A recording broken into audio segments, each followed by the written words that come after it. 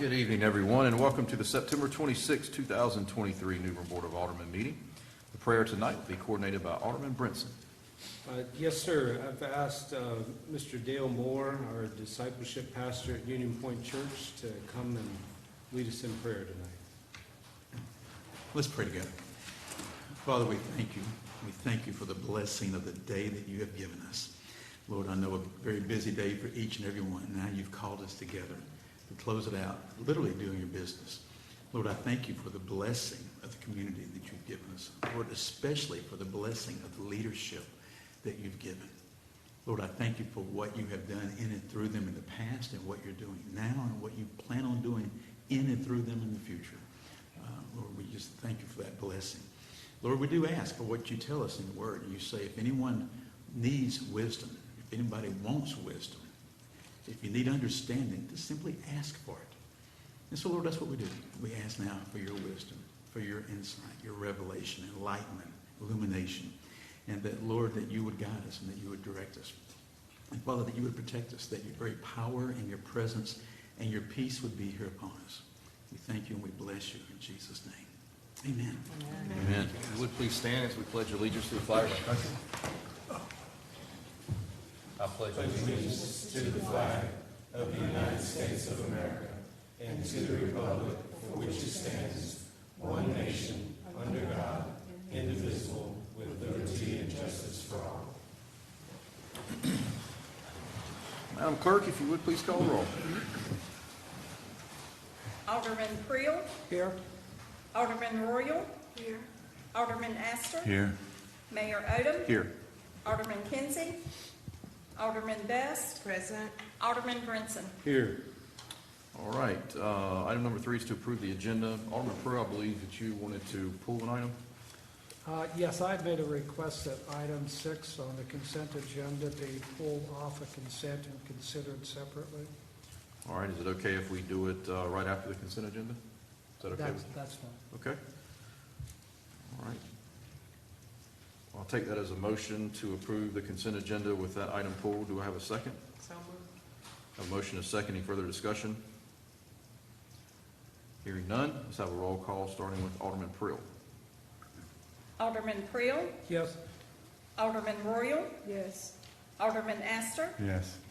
Alderman Best. Yes. Alderman Brinson. Yes. Mayor Odham. Yes, motion carries. Okay, now we will consider item number 6, and that is to adopt a resolution calling for a public hearing to amend section 15-343, flexibility in administration required of the Code of Ordinance. I believe Jessica Root is going to make this presentation. Mayor, the reason that I had asked for this item to be pulled off the consent agenda, I'm concerned that we're being asked to move forward with a public hearing with the intent of adopting an ordinance on a topic that the board itself has not discussed in any kind of detail.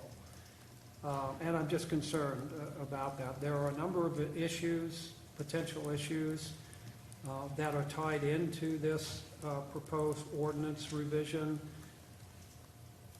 And I'm not sure the board fully understands what the potential ramifications are of that action. I know the Planning and Zoning has discussed this matter at a few of their meetings and voted to refer it to the board. There was one member of the Planning and Zoning who took exception to that, and that was Rusty Ingram. I believe everybody has received an email from him where he outlined his concerns. I agree. I think he's identified concerns that each of us, I think, needs to look at carefully before we take any formal action. I would just like to have an opportunity for this board to discuss this matter in more detail before we take formal action to approve a resolution, or approve the adoption of an ordinance, including a public hearing. So I'm asking basically for an interim step to happen before any formal action is taken on this matter. Okay, I guess that since the item before us is to call for a public hearing, you don't want to do that until the board has it as an agenda item to discuss. Is that what I understood?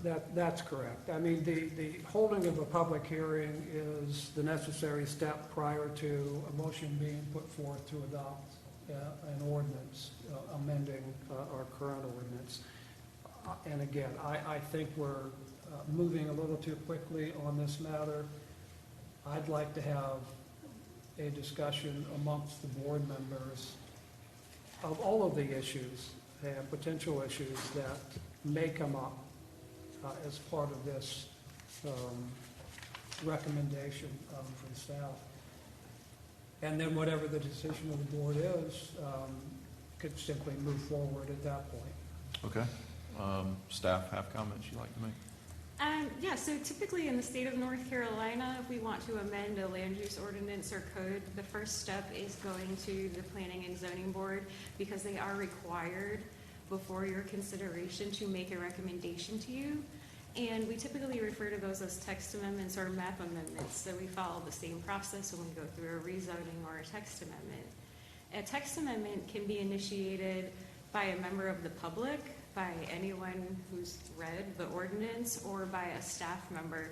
And in this case, I will say both administration and development services staff believed there was enough complications associated with our parking downtown that it was time to warrant a study.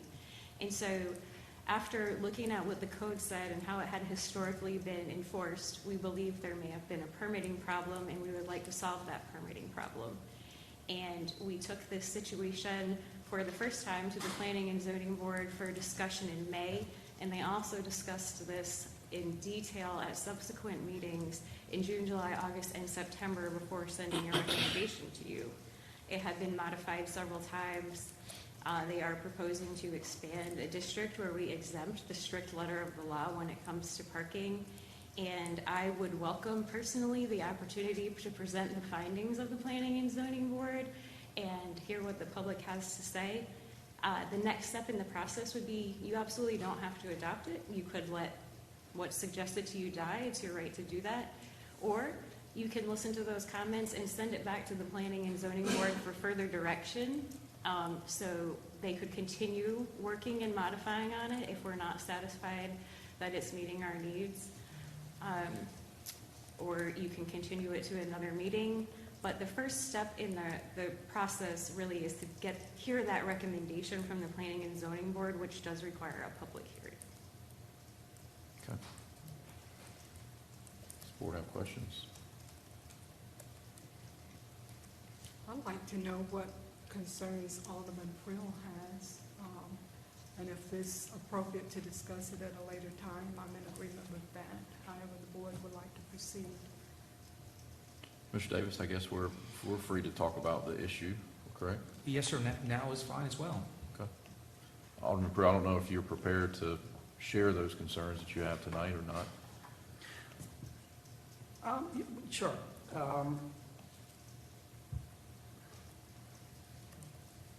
One of the issues that was raised in connection with this proposed ordinance, proposed action, was that there isn't a very good factual basis being presented to either the Planning and Zoning Board or to ourselves. We've seen nothing. This board has seen nothing up to this point of factual data that would support this action being taken at this point in time. There's a lot of anecdotal information that has been put forward by staff. But unfortunately, as a result of, I guess, what's been described as a lack of good record keeping by staff in the past,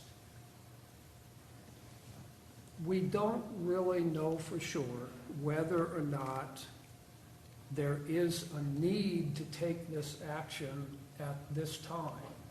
We've been told that staff has received phone calls and inquiries from people who were looking at the possibility of relocating a business to New Bern and have inquired about parking.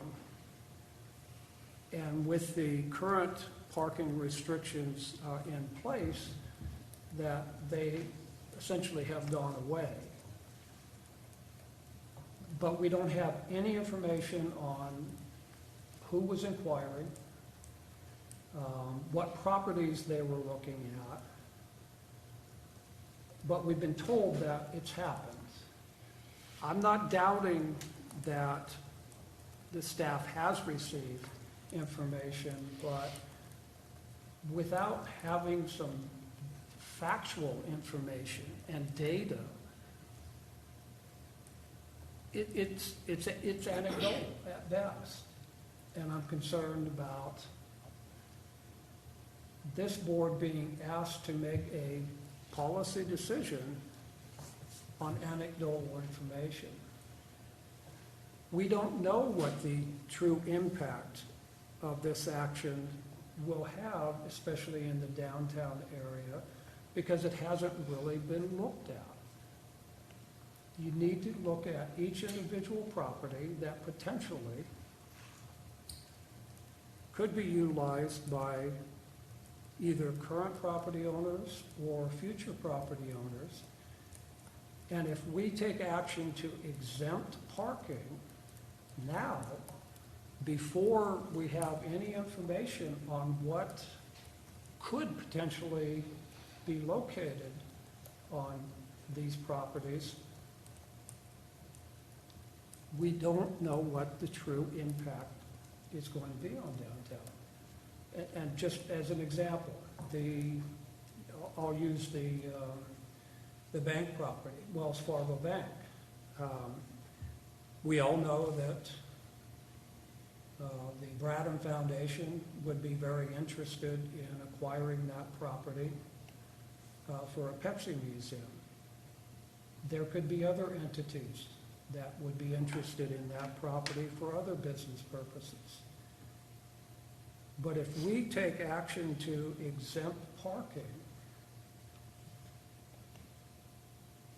and in a case like that, the ordinance states that any existing parking that is in place today would remain, which is good.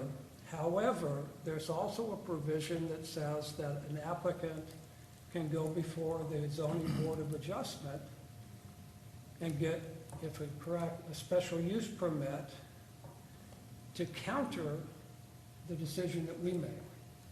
So we make a decision to adopt this ordinance and ensure that any existing parking will remain. However, at the same time, we're giving another body the ability to overrule our decision and issue a special use permit to counteract that. I don't know if all the board members fully understand what the process is for a special use permit. I think you need to be aware of what that is, especially if we are going to give another body the ability to overrule our decision.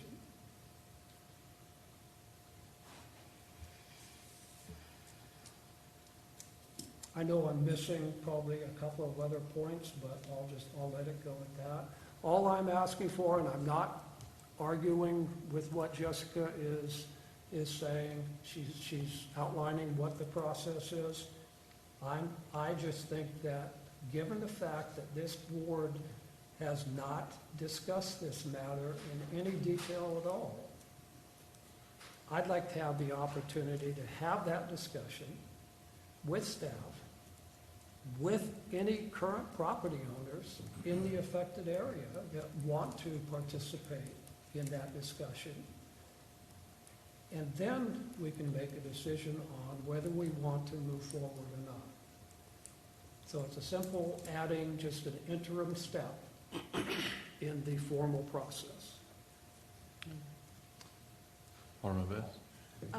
Ms. Jessica, to my knowledge, if the board makes a decision on parking or whatever, and an agency comes forth and want to challenge the decision that this Board of Aldermen made and a special use permit is needed, isn't that something that requires a public hearing? A special use permit? A special use permit requires a public hearing at the Board of Adjustment. Okay, all right, thank you. Mr. Davis? Yeah, let me try to add a little more context to the issue that we're struggling with. And I'm not aware of the anecdotal evidence about businesses wanting to locate. I'm the one who initiated this issue 2 to 3 years ago. I think my first draft ordinance was dated at least 2 years ago, when it came to my attention that staff didn't have any direction as to how to handle the code with respect to parking in the downtown commercial district where a business could not comply with parking. We have an exempt area that covers approximately 2/3 of the downtown commercial area. It goes from the corner of South Front Street, up Hancock, the railroad track street, down Broad to Craven, and it picks up the west side, the water side, the news side of Craven down to South Front Street. So that giant square is already exempt from parking. And the logical reason is that many of those parcels are built from lot line to lot line. They literally have no real estate for any parking spaces. So what that means is that when the ordinance was adopted decades ago, those properties were grandfathered. They were existing non-conforming uses and situations. So if that business shuts down for more than 6 months and the building is empty, or the use changes from a florist to a pizza parlor, they have to comply with the land use ordinance. And of course, it's a non-starter if you don't own any real estate on your parcel to put a parking space. The building will stay vacant to the end of the world, which is obviously an absurd result. So when that boundary was drawn many years ago, I think it was in the early 70s, at that time, that block picked up the commercial corridor. Since then, that corridor has expanded to the south side of South Front Street, where Wachovia is, and has wrapped around and picked up several more blocks. During that time, I was not aware of this, but I learned when I noticed businesses opening up in what had previously been vacant buildings and parcels that had no parking. I was curious how staff had approved those zoning permits because those parcels could not legally comply with parking. And the response I got back was, we just hated to tell them no, which was logical, but under our code illegal. So now I'm sitting here with a situation where I've got 5 to 7 existing businesses that are not complying with the parking ordinance. And that leaves us in a very awkward situation where I don't know how to advise staff as to what to do to the next applicant. Are we going to tell the next person that needs a zoning permit, no? I took an oath just like you did to uphold the law. So I'm going to have to advise staff, now that I'm aware of what's going on, don't issue the permit. And I guarantee you those folks are going to come screaming to you, if not the court first, for a remedy. So we're trying to get out in front of this issue where we've got non-compliance and we've got to have a solution. I'm open to any good idea. Whether or not a special use permit to trump the parking is something that would be teased apart during a public hearing and during discussions. There are pros and cons to offering that special use permit option. But we need a solution sooner rather than later, because I just don't know what to do when we get the next request. So Scott, what would the next step be? What logically would our next step be before we Well, make a decision on this? Well, as Jess said, what we typically do is we have a public hearing that just initiates the process. And staff presents the issue, much like I've just done. Folks will offer their thoughts. You'll deliberate. You may come to a crossroads and decide, wow, we've got a lot more to digest here than you're prepared to digest right at the close of the public hearing. You can table the issue for a later date. You can keep talking about it. You can kill it. You've got all those options. It doesn't really matter that you have the public hearing doesn't trigger a required decision. It's just the first step in the educational process. It's certainly not procedurally wrong to have it on the agenda and talk about it beforehand, but my only point is I would encourage you to get to your answer sooner rather than later, because we've got a mess brewing. Mayor. I was going to make one suggestion. Alderman Prill, I'm all about trying to find a compromise, and Alderman Astor may be getting ready to fix this, but I know in the past when we've had public hearings, sometimes the very next item for action is to approve that particular item. Would you feel more comfortable if the board decides to move forward with a public hearing, that the actual decision not be on that agenda and push that to the next one? Well, what you would do is we would put it there just because it's procedurally expected. Okay. And then you would among yourselves understand to entertain a motion to table the decision, discuss it more robustly then at a later date. You could even continue the public hearing. If you're in the middle of the public hearing and you're still flummoxed and require more information, just continue the public hearing to the next meeting and leave it open for more discussion. You've got lots of tools. I guess what I want to be clear is that no one's trying to corner you into a decision that you're not prepared to make. And I think that is the worry. There are plenty of mechanisms to not call the question as you start getting information. Okay, thank you. Mayor, based on Ms. Rubin's and the city attorney's explanation, I'd like to make a motion that we consider adopting a resolution calling for a public hearing to amend section 15-343, flexibility and administration required of the Code of Ordinances. I'll second. I have a motion and a second. Further discussion?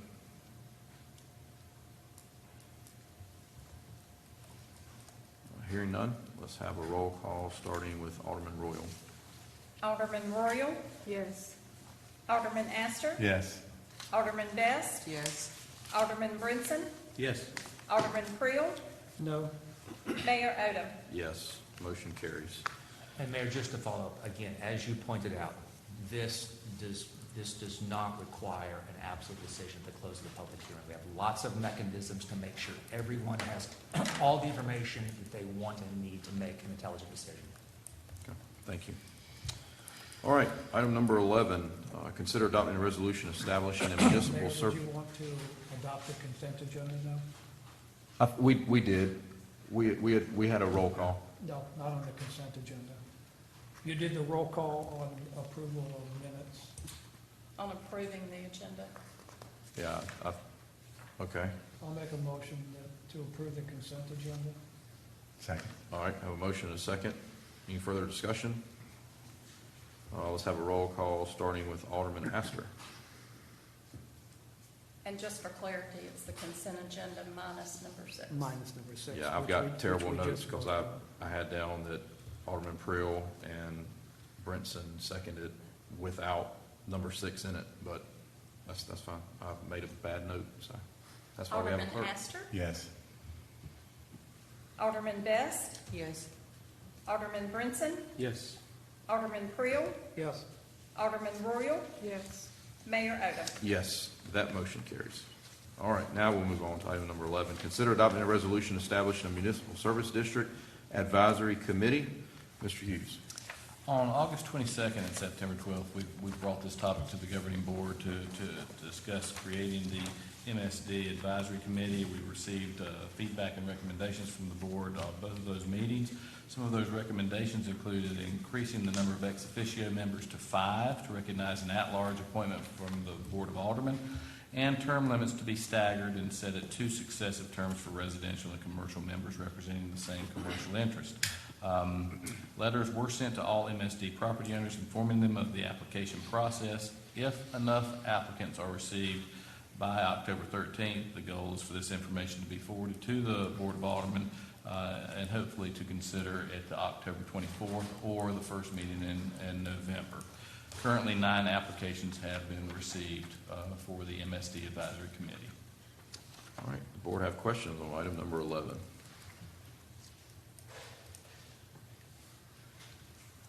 If there's no questions, I'll make a motion to adopt a resolution establishing a municipal service district MSD advisory committee. Okay. Have a motion and a second. Any further discussion? Hearing none, let's have a roll call, starting with Alderman Best. Alderman Best, Yes. Alderman Brinson, Yes. Alderman Creel, Yes. Alderman Royal, Yes. Alderman Astor, Yes. Mayor Odom. Yes, motion carries. Item number 12, consider adopting a resolution accepting an American Rescue Plan Act, also known as ARPA, grant from the North Carolina Department of Environmental Quality for stormwater planning. Mr. Seberg.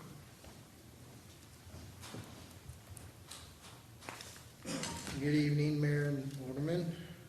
What you have before you tonight is a request to authorize the city manager to sign on behalf of the town to accept the funding award for Lassie Grant. It's a $400,000 grant for the sole purpose of studying and assessing our stormwater facilities. It will not cover the entire city. It'll cover a portion of it, but it is a good start. It is funded through the ARPA funding cycle. And what you have before you in your packet is a copy of the funding offer and acceptance, along with the scope of work that was approved. Board have questions? Yes, I have questions. Maybe I overlooked it or anything, but I didn't see from within when I was reading the information, where is that, this for? I know it's a lot, it's going to be go towards stormwater, but where is, have you designated any particular areas? I know you just said not city, cover the city, but is there any particular areas that this is gonna cover? So Public Works staff has identified probably the most problematic areas, and they're trying to focus in on those and just go from there. When you But say as far as the- problematic, I mean, there's a lot of problematic areas within the city. Has there been a area actually that supersedes another area that this money is needed for? So specific areas that I've been told is in this downtown area where it's historic stormwater systems, try to get an understanding of the capacity that it has and just maybe some improvements on there, and then map it out and then just move to the next. But as far as specific locations, beyond that, I have not been aware of. And you said what department gathered Public this? Works. Public Works? Yes, ma'am. Okay. Okay. Thank you. Yes, ma'am. What is the total amount that the planning will cost? It's, I mean, you've indicated the 400,000 covers part of the cost. I'm just curious what the total estimated cost. that has not been estimated out. You do have on the very last page is preliminary cost estimate of where that $400,000 will go to. And when we get involved on, and we get things moving forward, we should have a better understanding of what it'll take to go to the next phase. I can't even venture to guess how many phases it'll take, but I can definitely say that this will not cover the entire city at this time. So Alderman Creel, this is a no-match grant, so work will be performed, $400,000 will be performed in work in evaluating the systems. And what we found is especially when we're applying for grants, similar to things we've done in Duffy Field, Rose Hill, and things like that, we have to have the planning in place before a lot of the agencies will provide grants. So this is just another step to be prepared for when other funding opportunities come for infrastructure upgrades. Do we have any other grant applications submitted For, for the planning side of it? for planning of stormwater infrastructure, no, not at this time. This is, we have just recently received this one, so it's time to approve this, and we'll start on the process of getting that planning started. Okay. It's a pleasure of the board on item number 12. Mayor, I'll make a motion to adopt a resolution accepting an American Rescue Plan Act grant from the North Carolina Department of Environmental Quality for stormwater planning. Second. Have a motion and a second. Any further discussion? Hearing none, let's have a roll call, starting with Alderman Brinson. Alderman Brinson, Yes. Alderman Creel, Yes. Alderman Royal, Yes. Alderman Astor, Yes. Alderman Best, Yes. Mayor Odom. Yes. Motion carries. Item number 13, consider adopting a resolution approving a water and sewer use agreement for 1955 Old Airport Road. Mr. Jordan Hughes.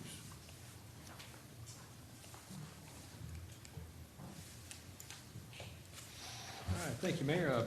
Good evening, Mayor, members of the board. What you have before you is a resolution to approve a standard water and sewer use agreement with the owners of 1955 Old Airport Road.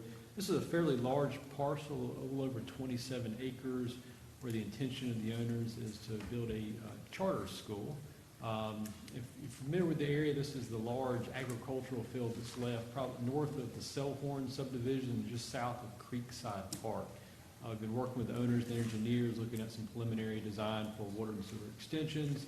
At this point, they think it's a feasible project and like to move forward with establishing this agreement, which outlines the roles and responsibilities of both the city and the developer in establishing water and sewer service to the site. Be happy to answer any questions. I have a question, probably for the attorney. Are charter schools tax exempt? That's a fine question, sir, and I don't know. I do not know the answer to that. Because I assume that if we approve this, they would have to ask to be annexed in. Yes, sir. At some point, they'll come back to the board with a petition for annexation. Okay. Does the board have questions? Mayor will make a motion to adopt a resolution approving the water and sewer use agreement for 1955 Old Airport Road. Second. I have a motion and a second. Any further discussion? Hearing none, let's have a roll call, starting with Alderman Prill. Alderman Creel, Yes. Alderman Royal, Yes. Alderman Astor, Yes. Alderman Best, Yes. Alderman Brinson, Yes. Mayor Odom. Yes, motion carries. Thank you, Jordan. Item number 14, consider adopting a resolution approving the sale of 837 Pavey Avenue. Mr. Hughes. Mayor, after receiving an offer of $12,333, the board adopted a resolution on March 28th of this year to initiate the upset bid process for this property. Several upset bids were received with a final bid of $18,000. The property includes a residential structure on a .06 acre parcel that was built in 1925 and is in need of rehabilitation. The bidder understands that he will be required to bring the structure into compliance and the minimum housing code. If the sale is approved, the city will receive $4,261.53, and Craven County will receive $8,051.47 from the proceeds. Board have questions? There's no questions. I'll make a motion to adopt resolution approving the sale of 837 Pavey Avenue. Second. Have a motion and a second. Any further discussion? Hearing none, let's have a roll call with Alderman Royal. Alderman Royal, Yes. Alderman Astor, Yes. Alderman Best, Yes. Alderman Brinson, Yes. Alderman Creel, Yes. Mayor Odom. Yes, motion carries. Both of item number 15 and 16 are calling for a resolution to approve a sale that's within the redevelopment commission. If it's unanimous, we can put those together if the board so desires. So item number 15 is to consider adopting a resolution approving the redevelopment commission's sale of 209 Bryan Street, and item number 16 is the same for 821 West Street. Mr. Williams. Mayor and Board, Mr. Diggs went before the redevelopment commission to make offers for both of these properties. Both were unanimously accepted by the redevelopment commission. The first at 209 Bryan Street, they placed a restriction that he would have to begin building in 12 months, and the second at 821 West Street within 24 months. And if there's any additional questions, I'll be more than happy to address them. Does the board have questions? So these are 2 vacant lots and he's gonna build on them? Yes, ma'am. Mayor, I'd like to make a motion that we consider adopting a resolution approving the redevelopment commission sales of 209 Bryant Street as well as 821 West Street. Second? I have a motion and a second. Any further discussion? Just one quick question, if I could. Do you know whether or not Mr. Diggs is building these as rental units, or will he occupy one of them? That his plan, what he stated was he plans on residing in one, which I believe was the 209 Bryant Street, and then lease or rent the second one on West Street. Okay, thank you. Any more questions? No, let's have a roll call, starting with Alderman Astor. Alderman Astor, Yes. Alderman Best, Yes. Alderman Brinson, Yes. Alderman Creel, Yes. Alderman Royal, Yes. Mayor Odom. Yes, motion carries. Item number 17, consider adopting an ordinance for the demolition of 1207 Garden Street.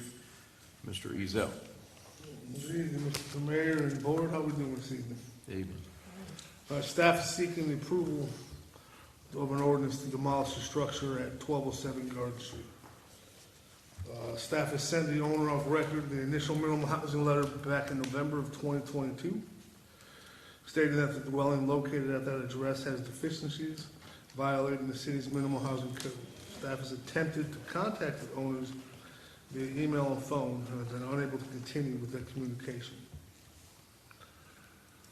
The father of the son who owns the property stated that he would have the son contact staff, and to date, that son has not contacted staff in any way. We've made several different calls to him to stop by the address that we had on file. Nobody answered the door on that one. In July of this year, the order of the building inspector was issued and was served to the owners to bring the dwelling back into compliance to the minimum housing standards established in Chapter 38. That order expired in August of this year. To date, there has been no further contact from the owners, no permits have been issued, and the structure still remains uncompliant. The demolition estimate from Public Works is $4,081. This does not include the asbestos testing and abatement of the structure. Utility terminations have also been terminated on that property.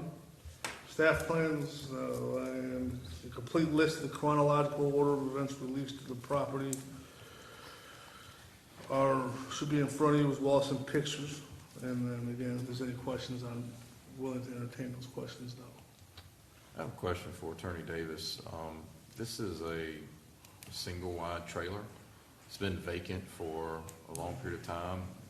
They couldn't even fix it now, right? And didn't we have this issue before?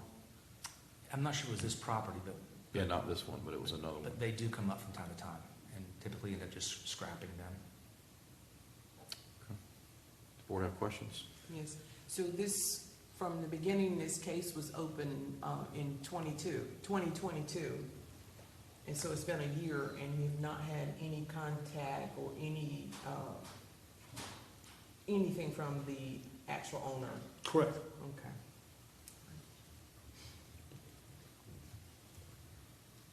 If there's no more questions, I make a motion to adopt an ordinance for the demolition of 1207 Garden Street. Second. I have a motion and a second. Any further discussion? Hearing none, let's have a roll call, starting with Alderman Best. Alderman Best, Yes? Alderman Brinson, Yes. Alderman Creel, Yes. Alderman Royal, Yes. Alderman Astor, Yes. Mayor Odom. Yes, motion carries. Thank you for that. That was Thank you. one that I believe Alderman Royal and I noticed whenever we did our ride-along several months ago, so I'm glad that that one's being addressed, so thank you. Item number 18, consider adopting an ordinance to amend Division 3, off-street parking of Article 6, stopping, standing, and parking of Chapter 70, traffic and vehicles. Mr. Hughes. So just to give you a little bit of an overview, this ordinance does not affect any on-street parking. Currently, on-street parking is free to our citizens. As was stated earlier, there are approximately 600 parking spaces downtown. Traditionally, the city has leased 3 parking lots. The Pollock Street lot, which is across the street from us, the Craven lot, which is right beside Morgan's, and then the Hancock lot over behind the Chelsea. Those have been traditionally leased. Then we also have 3 other off-street parking lots, the Black Bear, Red Bear, and Gold Bear lots that are free to the public. So back in January of this year, as we were talking about parking-related issues, the discussion came up on looking at turning the Pollock Street lot into pay-by-plate, or basically getting away from lease spaces and pay-as-you-go.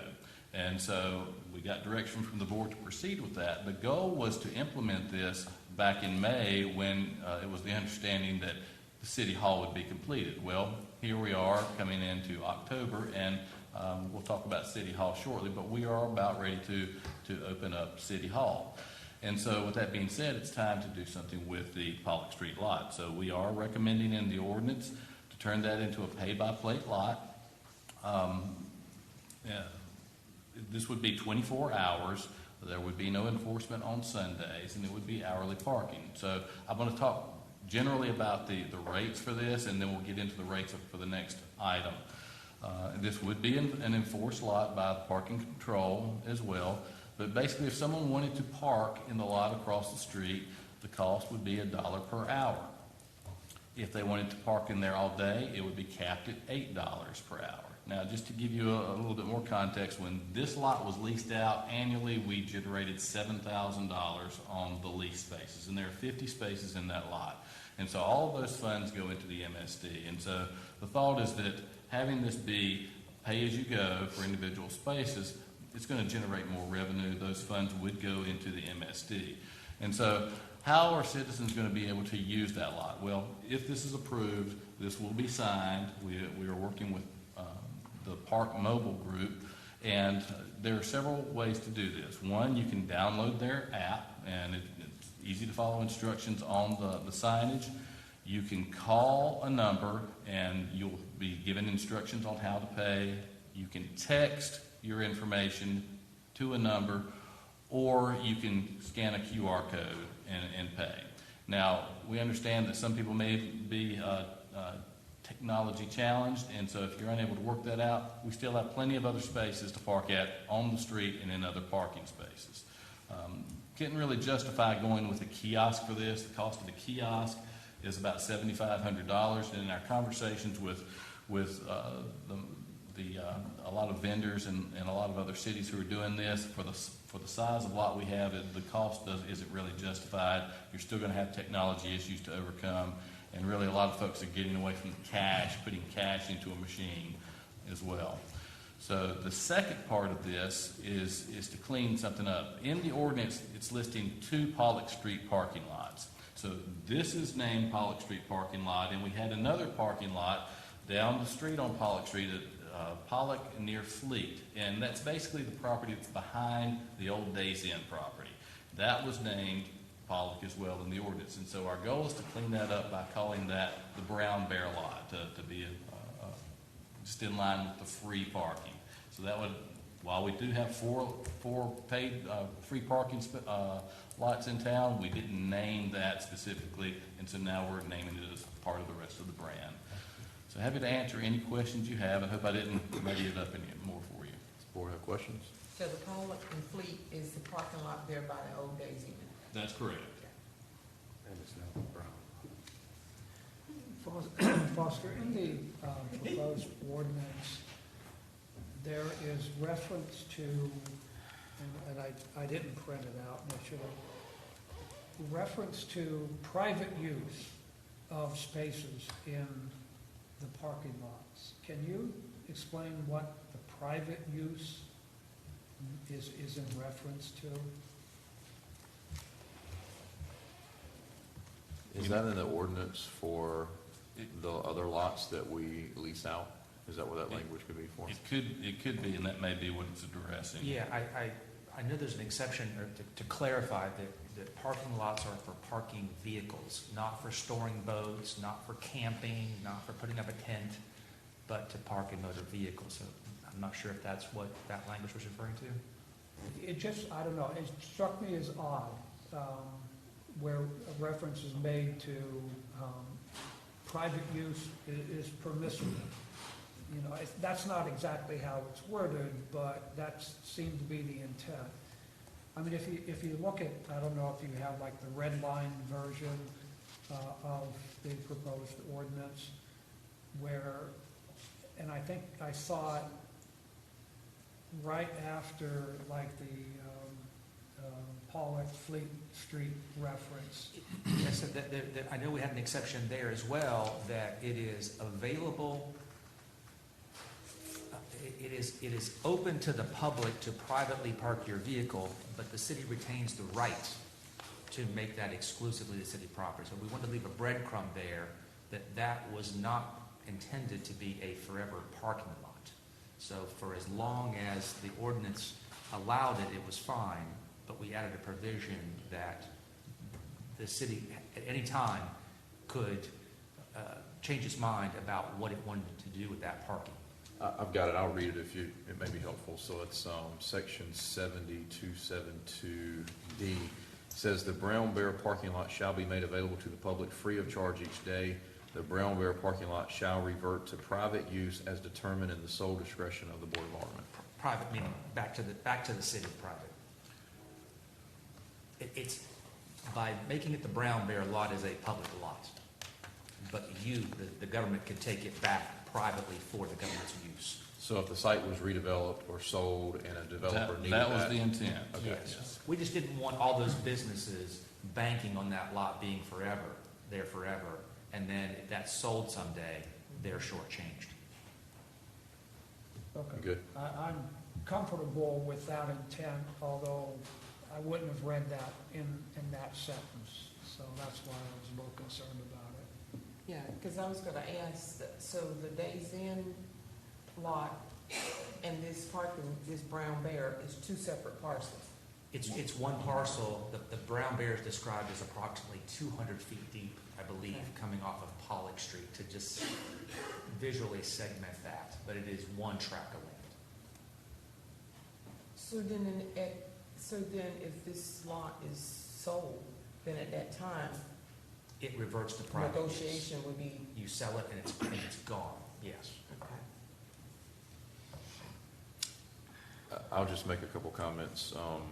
One, I'll publicly express I have a little concern about not having a kiosk, because Greenville did this, and it was not good. But I guess what I will say is, this is not taking away any free parking today. So we have the same number of free parking spaces after this decision is made as we do today. And I know some in the public have a misconception that that is not the case. But this, I can make the argument this is going to open up more parking for downtown, because right now, if someone has a leased parking space and they're not parked there, you legally can't park there because they have it leased. So if nobody's parked there, then you have the ability to park there. That's correct. And you're right, we're adding 50 spaces to downtown, but it's pay as you go for that. And so, unlike Greenville, they were doing on-street parking as well in all of their parking lots. This is one lot. And so it's going to be a good trial for us to look at this and see how it goes. And we may have some hiccups along the way, but we're prepared to address those and move forward with that. Okay. Two questions. In this Pollock Street lot, do you know how many are going to be designated as handicap? There's one space that's currently designated handicap. So out of the 50, okay. That's correct. And then, can you remind me our discussion about the ATM that's there? That's due to come back to the governing board to determine what type of direction you would like to take. Okay. We did look at design for that. We did have discussions on, can we get extra spaces out of that, and the designs that Public Works did, it really didn't show many additional spaces for that. Any more questions? It's the pleasure of the board on item number 18. Make a motion to adopt an ordinance to amend Division 3 off-street parking of Article 6, stopping, standing, and parking of Chapter 70, traffic and vehicles. Second. I have a motion and a second. Any further discussion? Hearing none, let's have a roll call, starting with Alderman Brinson. Alderman Brinson, Yes. Alderman Royal, Yes. Alderman Creel, Yes. Alderman Astor, Yes. Alderman Best, Yes. Mayor Odham. Yes, motion carries. Item number 19, consider adopting an ordinance to amend the schedule of fees and charges. Mr. Hughes. So Mayor, this change is $1 per hour to park. For the day, $8. Now, there is also a 45-cent transaction fee. So let me give you an example of this. If someone comes and they want to park in this lot and they think, I'll just be here for 1 hour, they're going to be charged $1 plus their 45-cent transaction fee. And then if they decide, I want to stay downtown for a few more hours, they can go back to their app and they can add additional time. If they add 2 more hours, they will be charged an additional 45-cent transaction fee for that. However, if someone comes into downtown and they think, I want to stay here for 2 hours, they pay their $2 and their 1 transaction fee of 45 cents. So it's not a transaction fee for every hour you were there. It's just for each transaction you make on the app or the phone call or the QR code or the text, you receive a transaction fee. And that is something that Park Mobile passes on to the customer. Okay. Board have questions? Mayor will make a motion to adopt an ordinance to amend the schedule of fees and charges. Second. Have a motion and a second. Any further discussion? Hearing none, let's have a roll call, starting with Alderman Prill. Alderman Creel, Yes. Alderman Royal, Yes. Alderman Astor, Yes. Alderman Best, Yes. Alderman Brinson, Yes. Mayor Odham. Yes, and I would highly encourage the city to get ahead of this from a communication standpoint, get it on social media, make sure that we share it, because there's already misunderstanding, miscommunications that hadn't even passed yet. That's correct. And so just to let you know, Colleen, the PIO, has worked on the press release. That's going out tomorrow. Hopefully, city staff will be able to use the parking lot in the back as well as the Alderman later this week. And the goal will be to turn this over to a pay-by-plate the first of next week. So we're going to have a robust promotional campaign for this. And signage will go up as well. Very good. Item number 20, consider adopting an ordinance to amend the Drainage Improvements Project Fund. Mr. Hughes. Okay, Mayor, this amendment is to reflect the grant in the amount of $400,000. Board have questions? Mayor, I make a motion to adopt an ordinance to amend the Drainage Improvements Project Fund. Second. Have a motion and a second. Further discussion? Hearing none, let's have a roll call, starting with Alderman Royal. Alderman Royal, Yes.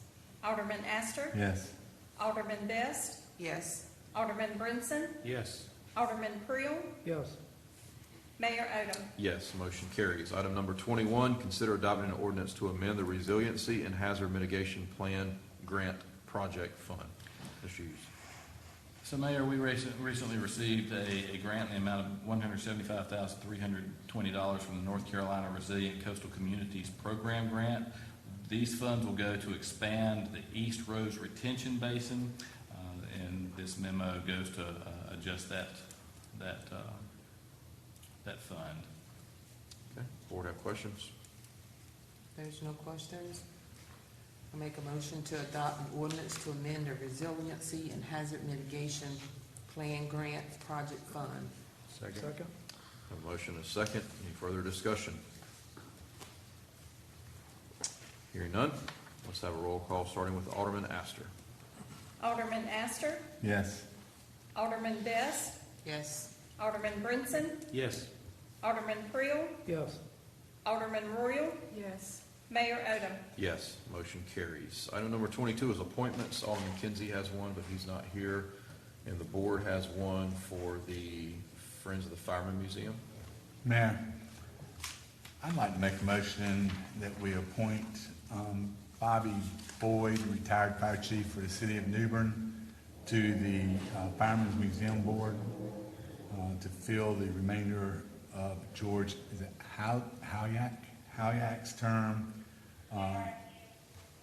and will expire April the 22nd of 2025.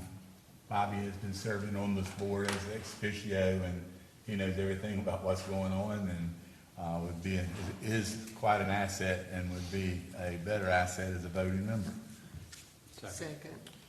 Have a motion, a second. My only concern is, will he have enough time to commit to this? Yeah, I think so. All right, all those in favor say aye. Aye. Any opposed? All right, he is appointed. Number 23, Attorney's Report. Nothing for tonight, Mayor. Number 24, City Manager's Report. Just a few things to update you on. The Boots and Badges softball game between police and fire is scheduled for Saturday at 6 p.m. at Kafer Park. Also, New Bern 101 starts this Thursday at 4 p.m. and the PIO informed me that we have 17 citizens that have signed up for this, and so we look forward to showing citizens all about what local government is about. Also, want to let you know that the ribbon cutting and grand opening of the City Hall Elevator Annex will be scheduled for Tuesday, October 10th at 5:15 p.m. So we'll send some additional information out to you. Look forward to opening up the annex and having the elevator in use. So look for some more information on that. And also, as you know, we experienced Tropical Storm Ophelia Friday and Saturday, and proud of city staff, in particular police, fire, electric utilities, public works for the great job they did during this. Had several trees that came down. Public works was quick to address those issues. There were some low-lying flood areas. Parks and Recreation staff cleaned the parks and appropriate areas up in a quick amount of time. And a maximum of 8,000 utility customers lost power, and electric utility was able to get that power back on by about 3 o'clock that afternoon. So overall, if we had to have a storm, that was a good one to have. Parks and Recs did a great job too. Crop Walk was Sunday, and they thought they were going to have to move it across the street in the parking lot, but Parks and Rec got it ready, so they were able to have it at Union Point, which was great, so thank you. Foster, the two sections of fence down at Union Point Park, do we have them? Or? We do. Okay. We do. One was in the water, and so staff was able to retrieve that, and I think that they're waiting for the fence company to do those repairs now. Okay, great. Is that all, sir? That's it for tonight. All right, we'll move on to new business with Alderman Prill. Mayor, I have nothing this evening. All right, Alderman Royal. Yes, thank you. Again, I'd like to commend the city staff for all of their diligence during the storm to safeguard all of the citizens. That was tremendous, it's commendable, and I'm so thankful. The other item that I have is I would like to motion to use $30,000 of the ARPA funds for Ward 2 for a traffic light at the overpass for that left turn coming over the overpass in Pembroke. Okay, we have a motion. Do we have a second? So Mayor, just to be clear, Ward 2 had allocated approximately $500,000, and that was their last remaining amount towards sidewalks. We don't anticipate that cost being that much, and so we're going to make the recommendation that amount be reduced by $30,000 for Alderman Royal's project. Okay, so we have a motion. We have a second. We have a second by Alderman Brinson. Any further discussion? All those in favor say aye. Aye. Any opposed? Okay. That'll be all. I know there'll be some happy residents in that area of It's been town. a long time coming. Thank you. Alderman Astor. Yes, I would like to